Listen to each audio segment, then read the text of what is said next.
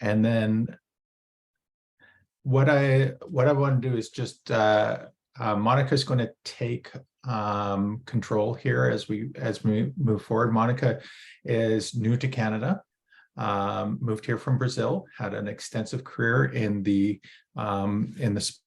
competitive sports field, and she has moved to Calgary and found her place in tech. Very excited to have her talk about this. It's always a big thing for us to try and figure out how to make it easier for people coming to Canada and finding their place in tech. So, and Monica's a big believer in that. So I'll hand it over to you, Monica, and you can take it away. Perfect. Thank you so much. Let me share my screen. And there.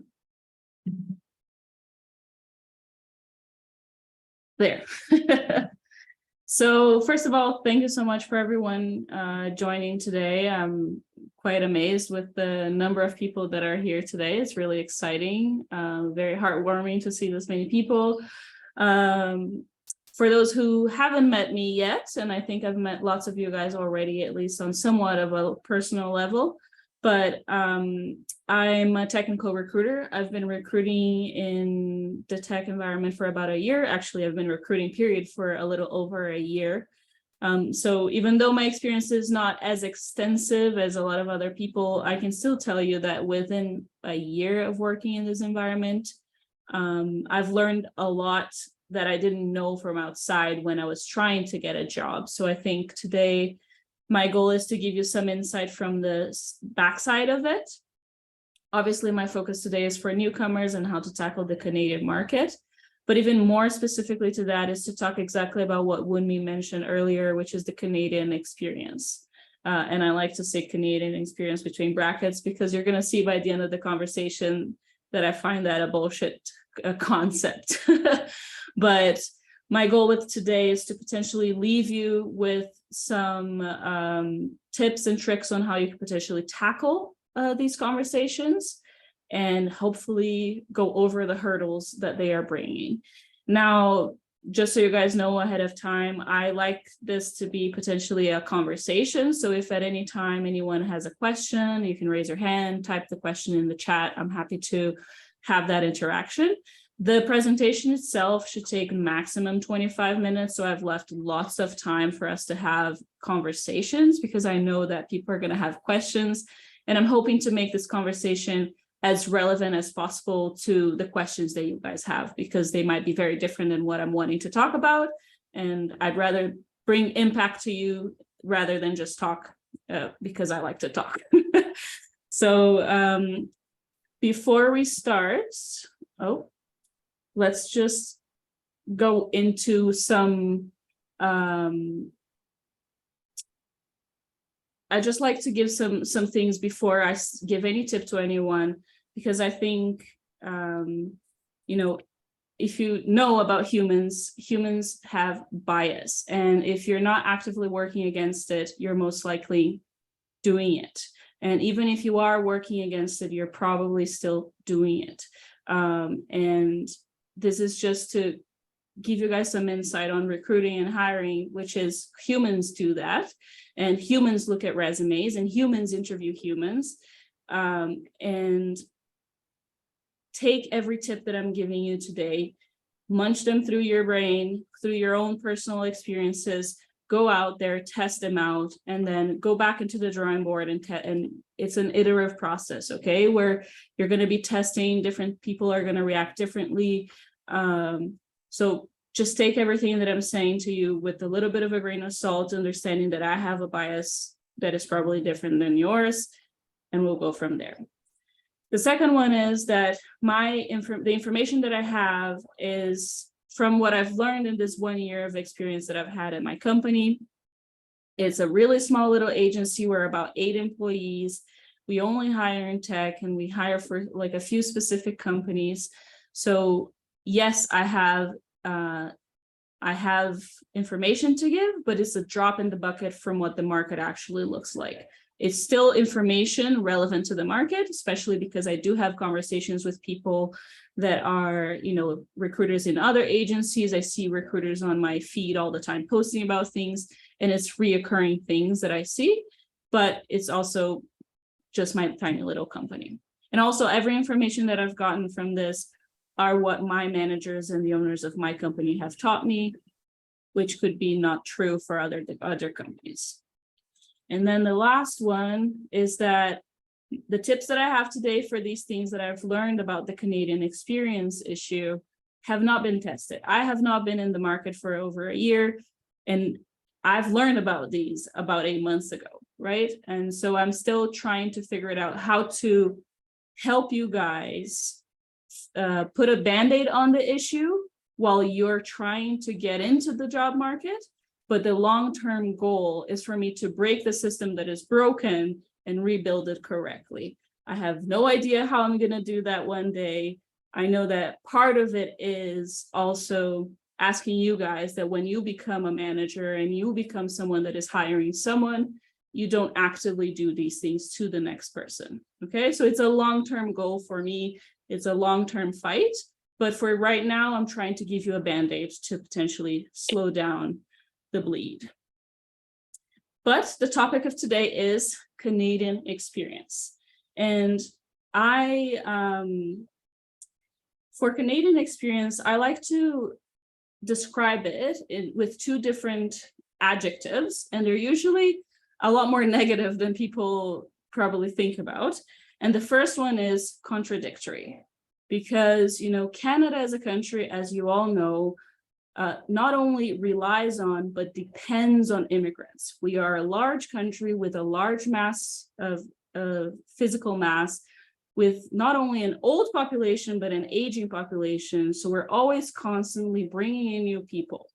Now, the government goes through, for those who have been not so long ago, through the express entry or the skilled worker, all of those, there are requirements for you to be able to be accepted in the country, which means that you have to already be exceptional at your job back home. And the government filters that. And then once you get here, the companies don't accept your background from back home to the same level that they would someone here. So I find that 1 + 1 does not equal 2 in this equation here somehow. There is a huge disconnect between governmental, projects and programs and what the companies are requiring. And the other word that I use is discriminatory. And the reason for this is that most likely, and I don't like to say everyone and no one here, but most likely if the person that is immigrating to Canada comes from the US or comes from the UK or comes from Australia, they might not have this conversation of the Canadian experience. But if you come from somewhere in Africa, from India, from Argentina, you're going to have that conversation of, yeah, but you don't have Canadian experience, okay? And again, it's not 100% of the time. Maybe someone from the US has had that conversation, but chances are they haven't. And the funny thing is, yesterday I sent this presentation to a coworker of mine, and she's not a recruiter. She's in the marketing team in my company. And she was trying to read it and trying to figure out what the topic was, the presentation, because she was helping me out. And she's like, what is Canadian experience? I was like, that's exactly my point. You have never heard about Canadian experience because you're Canadian. You don't even understand. And then when I quickly explained to her, she's like, that makes no sense. I was like, thank you. Thank you for validating this entire presentation because it is something that does not make sense. Okay. So let's go into the actual reasons that I've heard my managers tell me companies might require Canadian experience. And again, this is not the all in all. This is not necessarily the only truth. These are the things that when I was pushing back against my managers and talking to them and saying, hey, why is it that this person is not being, considered to the same level as someone from Canada? I don't understand. Make the math for me. These are the reasons they've given me. And these are not reasons, and these are not things that I have seen being talked about directly to the candidates. They are things that they are thinking in their mind and immediately disconsidering them for it, okay? So the first one is that there is no way for us to know that the experience that you have abroad is real. For example, they can't run references. We're going to dive in more into each of these in a little bit. I'm just going to go through all three of them. The other one is the technology used back home might not be as relevant as the ones that you use here. And then the last one I've heard is that it will take you longer to get up to speed at a company due to cultural differences, okay? So these are the three that I've heard in various different iterations of them. So now what? What do we do with this information? This is where, you know, I'm going to give you potential tips. And hopefully, if you guys have tips while I'm talking here, I would love to hear from you guys as well, ideas that you might have, because some of them I'm actually stumped and I don't know what to do about them. But for the first one, there is no way for us to know if the experience abroad is real. So one of the things that I've heard is that we can't know if the company that you've worked for is true. Do they actually exist? This is a very lazy reason to disconsider someone's experience because you can Google it. But how about we take it upon ourselves and remove that step from the recruiter or the hiring manager and just link the company that you worked for on your resume. So for the company, you know, for resumes, usually they have a structure with job title, or a job title, company, and whatever. With the company, hyperlink the company's website, if there is a website. So that could potentially already immediately remove that step that the person would have to take of doing some Googling, doing their homework, doing their job, and just click it, take a look at the product. They can see the company size, the impact they have. So you're doing their work a little bit, but that could potentially help you. The other one about the running references, which doesn't even go into the fact that, you know, references is not even the best way to check people's job experience, and not even going to dive into that, but there are many companies that still do references. So what you can do, and I know that this used to be a norm on resumes maybe about 7 years ago, that people used to have at the bottom of the resume saying references upon request. Now, maybe what we can do as immigrants is that, first of all, you should have someone ready from back home that is willing to do a reference for you and that speaks English. And from my experience, you know, English is now kind of a very normal language that most people speak as a second language, no matter where you're from. At least from back home, I would say that 80% of the people that I worked or interacted with, they spoke English to some level. So they would be able to provide this for me if needed. So have whoever it is that you have back home already have their email ready or their phone number ready, if they're willing to do a reference for you. And potentially within every job, you can have a line that says, I have my manager ready for a reference if you need, or however you want to phrase that, right? So kind of have that prepared. It would be a new thing. I think there's someone that is unmuted. It's Sandeep. We can hear your background. Thank you. And yeah, so it could potentially be something that would prevent that issue of somebody thinking, well, maybe if they come from China, they probably don't have a manager that speaks English that could talk to me for a reference check. When the reality is there most likely is at least someone in your company that could do that for you, right? So preemptively have that ready for them. And again, these things are not things that I've heard being said directly to the candidates. It's things that they're thinking. So that's why I'm saying you have to proactively kind of hit them with the way to fix it already. The next one, the technology used back home might not be as relevant as the ones we use here. Now, this one is an interesting one because this one baffles me. I don't understand it because I'm new to tech, but from what I understand, .NET is .NET here, is .NET anywhere else in the world. So anyone that is in the, development, maybe you can tell me here it's different. But from what I understand, Agile is also like the methodologies are the same here as it is anywhere else. It's the same foundation. So how is it that the technology used back home is going to be different than the ones used here? And this one, excuse me, this one, another reason why it makes me really confused is a lot of the people that I've interviewed from India who work in those like large consultancy agencies, those agencies, the clients they have are large corporations from the US like Google, Microsoft, Apple. They outsource a lot of their coding to India. So those people not only worked with the most up-to-date technology, they've worked with the most modern companies in the world at this time. And somehow their experience from back home is not viewed to the same extent.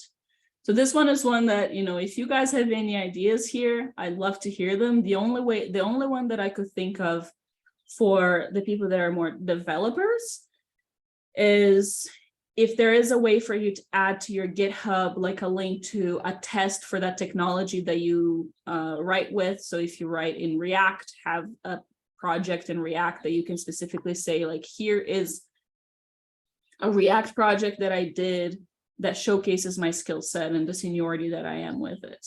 Or just be open to doing a technical test. And I know this takes time and effort, but you can just say to the recruiter or the hiring manager that you're talking to and be openly, immediately saying, look, I want to do a technical test to prove to you that I am a senior, intermediate, or whatever level you are at your career stage. And for the people that work in more abstract jobs like PMs, BAs, and things like that, honestly, when you're talking in the interview, as long as you're using those correct keywords, it should be enough to showcase that you have the knowledge. But so for this one, I get pretty stumped on how we can potentially mitigate this one. If you guys have any ideas, again, go ahead and tell me. And then the last one is that it will take you longer to get up to speed at a company due to cultural differences. Now, for this one, I also think is a little bit of a lazy reason, because the bottom line is if a company has proper onboarding, then any new hire will take the same time to get up to speed. Because bottom line is, let's say I work for a company in a building downtown, and I got a job at a new company at a different floor in the same building. So I've born and raised Canadian, worked in the same industry, just moving floors from the building to a different company. Companies have different organizational structures. They have different cultural, forms of interacting. They use different technologies. They have different procedures and processes. All of those things take time for you to get up to speed if you're moving from a different floor or if you're coming from across the ocean. So for this one, I really think that proper onboarding will get you up to speed. But you mentioning maybe during a conversation that you are, I know these things are like so generic, but I'm a fast learner. Every company that I've worked for, within 2 weeks, I started delivering, or whatever that looks like, right? Oh, I see there's a question in the chat.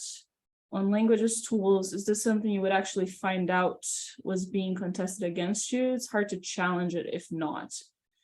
It depends, right, Kian? Sometimes, one thing that I've come to realize with people applying for jobs is that a lot of times you don't get feedback. And as a recruiter on my side, I do my best to try and get the feedback from the people that the companies are hiring for to give it to you. But a lot of the times they don't give it. Sometimes it could be due to legal reasons that, company thinks that if they give you some feedback, it might backlash to them. Sometimes they just get so busy and they move on to the next thing and they don't care enough to give us feedback. And yeah, so I think for the languages and tools, sometimes they will tell you like, hey, it seems like you're a little bit, you don't have enough React experience for this job. Then you could potentially say, okay, I would love to take a test for it.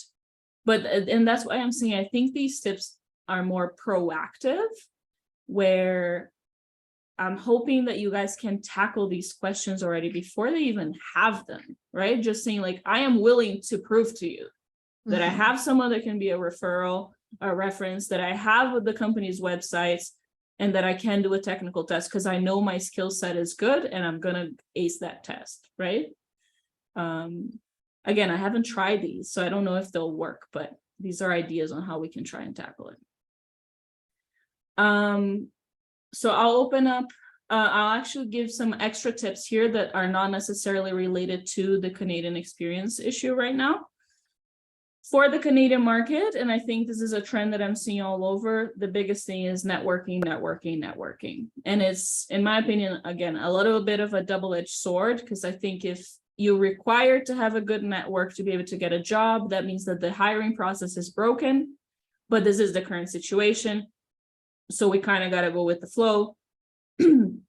For those who are in Calgary already, I'll post this link. Maybe Tracy, I'm assuming you know this website and you can just link it down there. But Debbie Butt created this website that kind of connects information from a bunch of different websites and creates a techie event calendar all in one place. I send this to everyone that I talk to, and my recommendation is that if you're actively looking for work and you're actively trying to create your network because you know you're a newcomer, so you don't have a network, go to one of these events a week. And when I'm talking about events, I'm not talking about hiring fairs and job fairs. Those are still great, still go to them, but those are not events where you create connections. You need to create connections when you're networking, and that takes time and effort. It takes time for you to go, for example, to a Pixels and Pines, which is just a pub night with techie people having conversations and having drinks. And I'll give you an example of my own experience. In one of those techie nights at Pixels and Pines, I talked to a guy. We realized that we both like to play volleyball. We added each other on LinkedIn. 3 months later, he messaged me and he was like, hey, I have a volleyball league and we need a female on our team. Do you want to join? I joined. Tonight I have one of the games with them. And I ended up also meeting other people that are in the tech environment because he brought his coworkers into the team. So like you start expanding your network by actually making connections. And this takes time, it takes effort. But what I'm seeing is that networking yields you better results in the long run than cold applying. It usually takes between 3 to 6 months for your network to start working for you if you're doing it correctly. And for cold applying, I see people just like tirelessly applying and not getting any interviews. And when you're doing it with networking, you get a few kind of going and at least practicing the interviews and getting those connections going. Keep in mind that when you're going networking, you're not just going, saying hello to someone and saying, hey, I'm looking for work. Yes, we all know that everybody in those events are looking for something, whatever that is. When I'm going to networking events, I'm looking to meet good talent because I want to make money by landing you somewhere, right? You're looking for work, but we don't need to explicitly just go to everybody and say that. You're trying to make connections somehow, have your name in the back of the people's minds. And the good thing about the Calgary market that I'm finding is that it's still a fairly small techie environment, which means that if you go often enough and you start meeting the right people, once you go to enough of them and you meet the 20 to 30 key people in the tech environment in Calgary and you connect with them on LinkedIn and you make a true connection to them, your reach is pretty much the entirety of the techie environment in Calgary, because there's only so many people here so far. So start networking, start making those connections. And I know that there's a lot of Brazilians here from that Brazilian WhatsApp group. They're doing a Canada Day event on Sunday. Like there's going to be lots of techie people. And if the other people want to come, I'm sure you guys are more than welcome. It's a barbecue. You bring your own drinks, bring your own food. So it's just a place to go meet. But it's a great place to go and just like meet people in the techie event, in the techie environment, and start making those connections. Okay. Then the next one is resume. And this is great because Pascal, someone else that is at CITI, made a post this week that he mentioned that content is king. And I loved it because the bottom line with resume, a lot of the times when people come to me with resume tips, they want my help. They're looking for design. And yes, design is important and it could be captivating, but content outweighs design any day. If your resume is just a plain old black and white text top to bottom, I don't care as long as the content in it is good. So I'm going to share this link to a post that somebody made one day that really explains in detail on good structure for how to like create the sentences for your resume and structure it in a way that hiring managers and recruiters will understand what you do and what technologies you use and what results you got from it. Okay, so again, these are tips and resumes. There's no right or wrong. Nobody agrees on what is correct. The content is always key for this. And now let me just go back. Has there been any questions for me directed on the chat? I don't think so. Okay. So now is the time that I'm going to open up for questions and see, if anyone has any specifics that you want to talk about. And it doesn't have to be necessarily related to the Canadian experience, but just you in the Canadian market and the issues that you've been tackling or been hitting. And I'll actually stop sharing. I actually have a question. Yeah. Not really sure if this goes here. I hope so. But I understand that many of us come to Canada like in so different pathways, and some comes as refugees, some others come like with a work permit, but some others just come and try to see opportunities here in Canada. And specifically in technology, I've been asking many people, and I've been researching myself, and I understand that for example, for people that don't have a work permit, they should ask a company for sponsorship many times, right? But my question here is how true it is that it's pretty much impossible to get someone to sponsor you in technology if you lack of experience, or if you're in a junior or intermediate level of your field. So I was just wondering if that's true, or is it possible to have companies willing to sponsor? Because I understand many companies don't follow this, especially Canadian companies. But for example, if we are aware of these things, we can provide the employer with this information. Is it possible to land a job and just try to, follow all these immigration steps on the side with the company? Is it that possible? If it's possible, yes, it's always possible. The chances of something like that happening, and I don't want to be discouraging, because I think before I say anything else, my experience and my trajectory in Canada has been the most tumultuous, up and down. Everything that could have gone wrong with my application to become a citizen, which, by the way, I get my citizenship on Thursday. I have my ceremony happening. So it finally happened 8 years after I moved to Canada. So I'm not so new to Canada. Thank you. But one thing that I've learned through making lots of immigrant friends is there is no correct path. Okay. There's so many different ways for you to be able to do it. But it does take time and effort and asking questions like that. The current market, I would say, would be extremely tough for a junior to be able to be sponsored, because the reality of the current market is there have been so many layoffs, and there's so many people that are senior. And when I say senior, I mean 10 plus years in the market already working hands-on as a developer or whatever it is. And they are also having a hard time finding job, which means that, you know, there's so many people and not enough job postings. So it's definitely a company market, not a candidate market at this time. That's not to say that like 3 months from now, things are going to boom again. And that's one thing that my company has taught me since day one, even when I was just interviewing to start working for them, is that hiring, and especially in tech, is a roller coaster where you have to learn to ride the highs, but you're gonna ride the lows as well. And right now we're definitely in a low where so many people are in the market, not a lot of jobs. People are starting to realize that as well, that, you know, their salaries from a year ago, it's not equivalent to the current market. So they're starting to accept less. Companies are no longer fully remote. Most of them are going into hybrid. So candidates are accepting that as well. And it could be that 6 months from now, it's going to flip again and it's going to be a candidate market. Is it impossible for you to be sponsored? No, it's never impossible for you to be sponsored, but you will have to have connections. And I can tell you, like, 8 years ago when I got my first sponsorship with the company, and it wasn't in tech, granted, but it wasn't a career that was also difficult.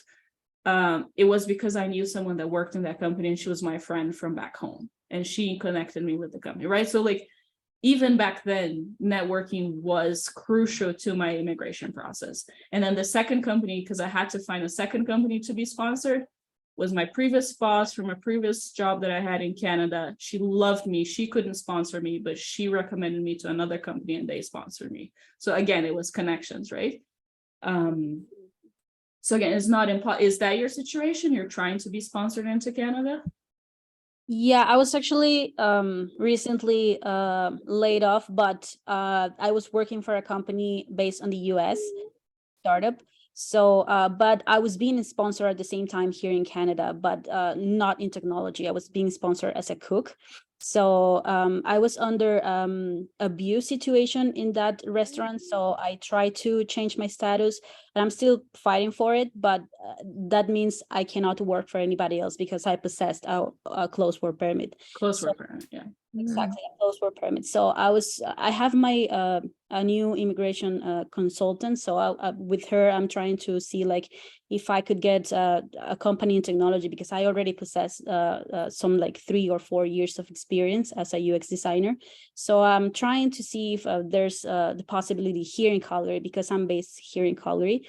But I'm happy to see all of that, like all the layoffs, all the people without jobs. So with that happening, I understand it's like harder for Canadian companies trying to bring immigrants to work here, right? So I don't know. I was just wondering if it's because of the seniority only, or what was the reason exactly? Yeah, it's just the current market situation. There's too many seniors out there, and for immigration, if they're going to sponsor you, it costs them money, and it takes a lot of time, because if they're going to do the LMIA, that takes at least a month, and then another half a month probably to do some other stuff. Yeah, I know and that. Yeah, go ahead, Winnie.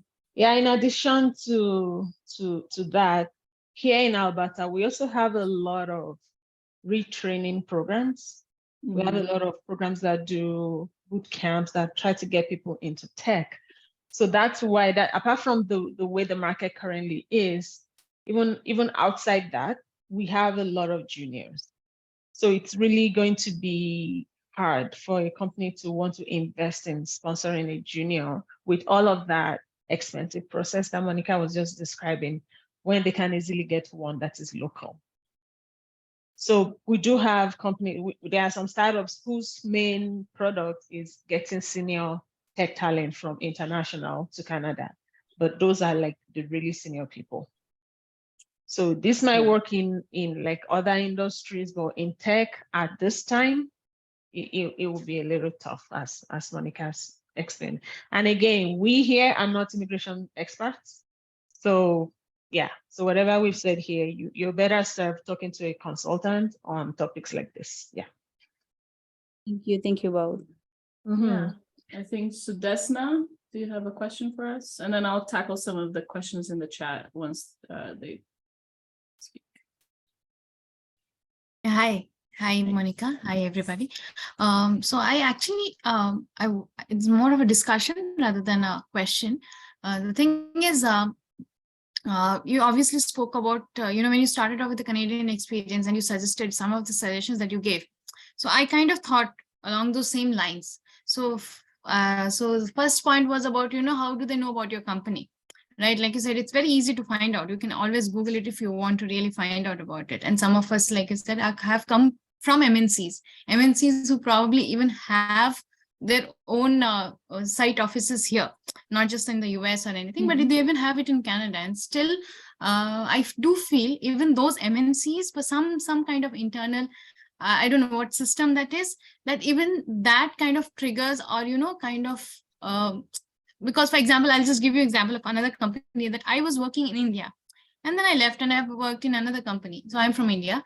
And then when I came and applied for the exact same profile, which I was already working in India, and I'm applying for here, my location is just not changing. They're just keeping on showing me South Asia. Now that I reached out to the recruiter and tried to get it changed, I did not get feedback. Now, where does you, at every point, there are so many different kinds of challenges. I mean, this is ridiculous according to me. It's just a simple thing. I have my ID, I have a phone number. Obviously, I am in Canada right now. And why the recruiter will not consider what I have already submitted, but keep saying that, well, your application says that it's sourcing it from South Asia. And this is one thing. The second thing was about company linking the company. So again, for the same idea, because I have worked for some good companies, so I was linking it to my profile. And I reached, so the LinkedIn profile, there are a lot of people who coach you on how to do your resumes, how to not to trigger the ATS system. So they told me that don't put any kind of links in your resume. And so now I'm confused, because that was one of the suggestions that you provided. So because it's going to trigger the ATS, and they were like, don't prove any hyperlinks at all. So is there anything else that we can do? Because so again, from the first slides that I did at the start of the presentation, which was take every tip, and I include my own, with a grain of salt, because the reality with resume building is that there isn't a right or wrong. And there's a few things that we can help you to break through the ATS and whatnot. And there's a few things that could potentially trigger it better and whatnot. But there isn't a full 100% right or wrong, because the bottom line is that LinkedIn ATS is different than my ATS, because I use Bullhorn, which is different than a different ATS. And it's going to trigger differently to every one of them. It's software. If you work in software, you know that software breaks. Software doesn't work 90% of the time. That's what I'm learning.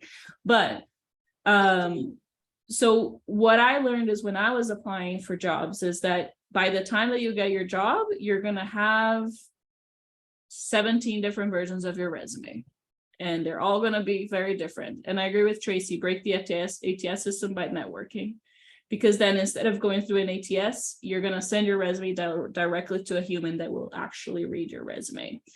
When it comes to your issues with your first comments, Sudeshna, I mean, I 100% agree that it's bullshit. And it's like, why is it that they're not considering you if you're applying actually for the same role? I've seen a little bit of a trend with, Brazilians, because I interview a lot of Brazilians, because my company hire Brazilians from Brazil. And also there's a lot of Nigerians in Calgary, and I get to interview a lot of Nigerians as well. And what I've seen from their career, what I see from their career experience is that Brazilians and Nigerians have a tendency to wear multiple hats in the same job. So when they're writing their resumes, they're writing with that mindset of like, I've done data analyst roles, and I've done a little bit of business analyst title, and I've done also PM and BA and product management. So like, I can do all of these. And then you write your resume with that lens that you can be everything. But the Canadian market has a preference for someone that is very laser focused. You are one thing and one thing only, and this is what you can do, right? So sometimes maybe potentially, and that's something that I also see from coming from kind of a consultancy agency, which I assume is what you meant you worked back in your background, was that, I'm from medical background, to be honest, and I'm trying to pivot into health tech, to be honest. But I was talking about CROs, the clinical trial companies, project manager roles. But yes, I think I would take this back from, I mean, even for others, I think that's a very good point, because truly, even I used to think this is one of my strengths. I have worked in a startup. I have worn multiple hats. And so, like you said, I have done project management. I have been the product owner myself. I have helped develop in different areas. But then how do you focus and really customize it to the particular job? I think that's a skill that I'm still working on. I won't say I'm 100%, especially because I'm trying to pivot into from an MD background to something which is not my basic degree. But yes, I agree with you that I think this is something that I also personally, this is my takeaway from today, because I probably also tend to do that. I kind of mention all the things because I'm like, I have kind of done, which is there, which we do. It's not like something that I'm making up or something, but I guess that focus, that be focused. So if you're applying, if you're interviewing for a product manager role, focus on the product manager skills that you've had and that you've used. Don't mention the other stuff. If they ask and they're like, hey, we're actually looking for someone that can do a little bit of both, then you dive in with your little bit of experience. Let me try and dive into some of the questions from chat, and then and Helio, I'll let you talk in a little bit. Okay. Hey, hi, Monica. I would like to reinforce this question about, is it good or bad to put tend to be a generalist, more generalist than specialist here in TI for IT? Sorry, IT for example, Is it good or bad here? In Canada, they like you to be specialists. So if you're going to be a React developer, they want to see React 17 times on your resume. They don't want to see, like, I mean, obviously, if you've used other things, also mention them. But if I'm looking for a React developer, I want to see how often you've used it in your career, how many times, how you've used it, what types of projects you've built with it, and things like that. So they like specialist people here. Okay. Yeah, even for full stack. Tip. Yeah, sorry. No, it's something a little different. A tip that something I hear over and over from recruiters is that the recruiters will say, don't make me guess, right? So if they have to, these people get tons of applications for just one role. They might get 200 applications for just one role. So they want the easiest path.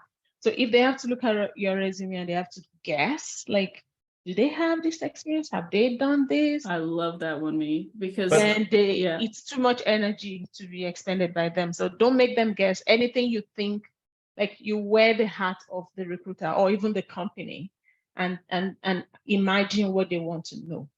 But there's a thin line. There's a thin line separating this. If you have to, for example, I'm working as a quality assurance right now here in Canada. Okay, so my past is related to release engineering. So if I apply for a quality assurance position now, I could be lying if I say I have this experience. I have 1.5 years working on it. Okay, so we have to take care how to describe your past positions, I think. Yes and no. It really depends on your specific career search and maybe the job specific, because there might be a job out there that is QA related that requires some of the background from your previous career that would be really relevant for you to have both really well explained. But the thing is that you have to keep in mind, and this is, I guess, a good tip for resumes here. What Wunmi said is true. I look at so many resumes that if there are questions that are not the correct questions that I'm thinking when I'm looking at your resume, I will not, unfortunately, take the time to reach out to you. The types of questions that I want to have when I'm looking at a resume is, will he want to make a move to a new company right now? Is he interested in having a conversation? Like, if he's a senior developer and I'm looking for someone 7 years experience, will he be interested in the salary range that I'm looking for? The questions that I don't want to have is, oh, I see that he was a business analyst, then he jumped into data analyst, and then he jumped into software development. Is he going to want to go back into business analyst role, or is he okay having fun with software development at this time? Is he, these questions that are, I don't know who you are and what you're wanting to do next, are not questions that we as recruiters have enough time to ask everyone that we talk to. So what you need to do is, and my biggest recommendation that I do for resumes is, Write your resume for someone that has no clue who you are, and you're trying to tell them who you are. And then once you finish writing it, and obviously with the target mindset of, I want to get this title, this role, right? Once you finish writing it, send it to someone that has no clue who you are, doesn't know your background, doesn't know what you do. And then ask them, who do you think this person is? What do they do? If they don't tell you what you think you were writing about, you did something wrong, okay? Because when I read a resume, I have no idea who you are. And I want to meet you when I book a conversation, and there will be time for you to explain, like, maybe the gaps in your resume or the things that are missing from the job description that you don't have. That will be the time for me to have the questions. I don't want to have those questions when I'm just quickly looking at your resume. Okay. Thank you, Monica. Yeah, of course. Let me see if I can go through some of the questions. I know someone asked if education should be at the top, at the bottom. Again, keep in mind, recruiters only really look at a resume for like 6 seconds on average until they make a decision to either contact you or move on to the next one. Is your education the most important value that you bring, or is your experience the most important value that you bring? So this is dependent on where you are in your career. Are you a junior that kind of just finished your schooling and you're starting your career? Education at the top. But are you a junior that finished your career or your schooling and you have projects? Projects at the top.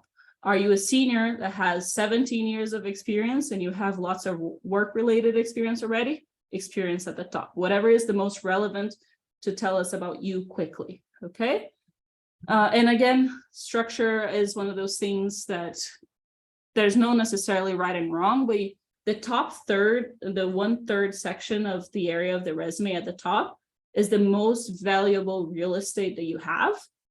So whatever you have there, and keep in mind, some people write those like profile section with like 7 lines long. That takes the entire real estate. And I don't have time to read 7 lines. So I'm gonna shorten it down to 2 and like bring in the skills and the things that you have there. I think there's a question that has been restated similarly by other people, which is, can you tailor your experience back home to sound Canadian, or to sound like the job? Because what you call a role back home might be different from what they call you here. But if the tasks were the same, if the actual deliverable was the same, can you change your job title from back home? So hopefully this video won't be posted anywhere other than just within us. But yes, I would say change the title, because the bottom line is the title doesn't really matter. If the job, the requirements of what you were doing matches what the job requirement is, then yeah, change the title. I'm not going to check if the title that you have on your resume is the same that you actually had at the company. Maybe there will be a recruiter that will do that. But keep in mind, if you change it on your resume, you should probably change it on your LinkedIn. Or an alternative to this could be, I actually talked to an iOS developer this week that from back home, her title was technical analyst. And I was like, I don't understand technical analyst to be in the same realm. But she's like, no, I've been an iOS developer for the last 7 years. I was like, okay, so why don't you put technical analyst between brackets, iOS developer? Because then at least I see that there, right? And immediately it changes my mind from what is this title? What does this person do? To, okay, she's an iOS developer, right? So maybe don't just completely change it, just clarify it to the Canadian market. But those tiny little changes, we don't have the time to check if it's true. Change it to whatever it is that you think the Canadian market will take better. It's fine. Degree, okay. Why do they ask 2+ years of experience for internships, entry-level jobs? Okay, so this one is one that I've seen a few posts lately on LinkedIn of people complaining about these issues. And one thing that I just want to give you some insight on the background. For companies that post their jobs on LinkedIn, a lot of the times what they do is they go onto their own ATS system that they use and they click post on LinkedIn through the ATS system. So my company uses Bullhorn. We don't post jobs, but I know that I could post the job that I have on the system through the software that will automatically post it on LinkedIn. Now, what LinkedIn does is it scans the stuff and it posts it. and it scans and it assumes some of the things based on the job description. And a lot of the times it scans it incorrectly and puts a job that is, intermediate to senior as a junior role for some reason. The thing is that recruiters and hiring managers should go back into LinkedIn, see those issues and manually edit them. But again, they don't have the time to do that. So then the job is posted as an entry level, but actually the job description talks about it being intermediate, right? So sometimes it's not companies being disingenuous, wanting to hire you and pay you lower for what you're worth, but rather it's a software technical issue. For the companies that require 2 years of experience for entry-level jobs, I think Tracy kind of spoke to this earlier today, and I've been talking about it openly as well, that I see a huge trend that, way back when, and that's not just in tech, where there was a little bit of a quid pro quo within companies, which is, we're going to spend the time and spend the money to train someone and have them go from a junior to an intermediate quality level. And then once they grow out of this in our company and, they cap in their salary or whatever, they're going to get hired by a different company. But at the same time, my company is going to hire someone from a different company, and it's going to be that quid pro quo. We exchange people that we trained. I don't see a lot of companies being that willing to training people right now at this current stage. Don't see a lot of companies hiring actual juniors, like fresh out of school. And I don't know the answer to that problem. Maybe that post that Tracy mentioned earlier today could give us some more insight on that. Well, and if I can jump in, networking makes it a lot easier to get an entry level role. Even if they want 2 or 3 years experience, if you make connections and you can prove that you can do the work by, joining hackathons or having projects on your GitHub, that speaks leaps and bounds. And when people get to know you personally, just as an individual that works in the community, that gives out, that helps others, that really will help you get into there. Again, I hate to say it again, but networking. That is critical. Yeah. And I'll say it's a very Canadian bigger thing. Yeah. And even stronger for juniors, because the reality is that I see with the junior market, a lot of the jobs don't even get posted for juniors and for people starting their careers. Because what happens is, I'm a hiring manager and I mentioned to my neighbor that I'm looking to hire a junior for a team because we want to train. And then they're like, oh, my nephew's friend from high school works in that, we should connect you to. And then that conversation gets going, they get hired, the job doesn't get posted. Well, and they call it the hidden job market. A lot of times companies will ask their staff who they know, because they'd rather hire someone that they know. So that's one part of the hidden job market. And Monica has a story about the other part, which is joining a company when they don't have a job for you. Yeah, they create a role for you because you have some abilities that they really like, or you fit the team really well. Yeah, that story is that one time I was talking to a guy that had 2 years as a Ruby on Rails developer, Ruby on Rails, and I didn't have a role for him, but I really liked his background specifically for a company that I hire for, and his cultural fit, like his personality, was a really good fit for the company. So I went to the company and I said, hey, you should talk to this guy. I know you're not hiring right now, but you should talk to this guy. They talked to the guy, they liked the guy, they hired the guy. So they made a position, right? Wow. So that can happen. Let's get to Evan, and then I think we're running out of time here, unfortunately. Yeah. Hi, Monica. Thank you for the honest talk and details from the insights. Like, my question is, how important from your previous background is to have a relevant education to the position you are taking? For example, if you have 10 years plus of proved experience, like in companies. So you have 10 plus years of experience and you want to know what, sorry? And I don't have education. Education. Yeah. I don't find education necessary at all for the tech environment. I've only, in my entire year of hiring for this company, for this recruiter agency that I work for, there's only been one company that was hardcore. If you don't have a degree, we will not talk to you. Every other company, they say a degree is a plus, if not, relevant experience is more important. So I would say, Thank you. Yeah. One last question and then we'll say our goodbyes, I think. Oluwafemi? Hi. So my question is about focusing on the job, kind of. So if you have, say, multiple career, a versatile person, you have had different careers in different sectors, and you're trying to focus in, maybe you've had sales and project management, and you want to focus on the project management and to on your resume, you definitely will have some gaps. Usually spend some years. How do you deal with that? How does the recruiter respond to having 1 or 2 years missing from your experience because you want to focus on a specific job experience you have had? I can tell you how I react to it, and I can tell you how my coworkers react to it, which are very different. Okay. And the reality is that most of the other recruiters and most hiring managers are going to react, sadly, how my coworkers react to it, which is a career break.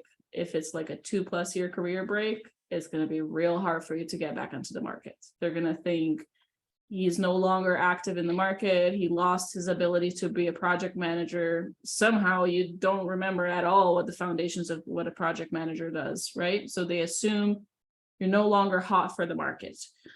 For me, what I see is if everything else in the resume like tells me that you would be a good fit for the company, it's a potential for a conversation, because the bottom line is there are many different reasons why you had a break.